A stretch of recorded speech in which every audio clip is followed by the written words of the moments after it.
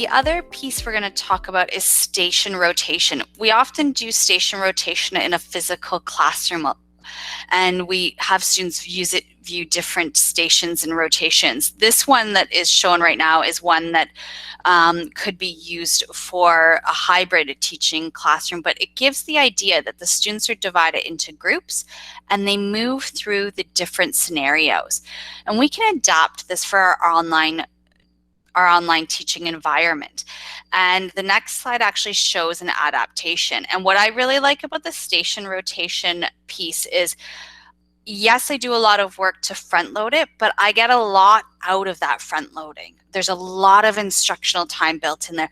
There's a lot of assessment, observations, conversations built in, and the students get a lot of variety. So in this example, in the first station, it's a teacher-led activity of a discussion. And it notes, the students will have prepared the day before. So as it's an English example, I might get some observations and conversations about their reading, about their ability to make connections, about their oral communication skills. The next station is a writing practice. In that writing practice, the students would view a video lesson, look at sample writing, and create their own writing.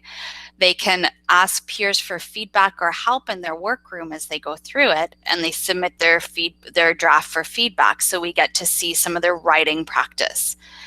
So it gives them a good variety, right? They've gone from discussion to writing, and the third station actually takes them offline if they choose to read that way. For this case, they can read their novel, take notes, and it gives them a chance to dive into that. So there's lots of variety there, and it can take a good chunk of the day. In terms of the timing, starting maybe with a little class meet to go over the instructions, and depending on the learners will depend on how long we spend at each station, with maybe a 5 or 10 minute break in between the stations.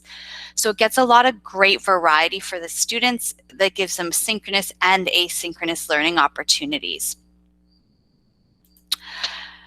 Benefits of station rotation: it frees the teacher to work with a small group of students.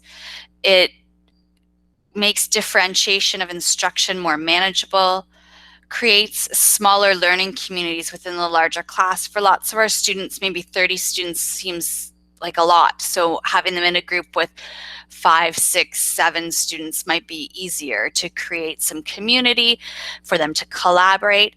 And it shifts the focus from me, the teacher, or me, the lecturer, to the learners and the learner needs. And it gives lots of good variety there as well.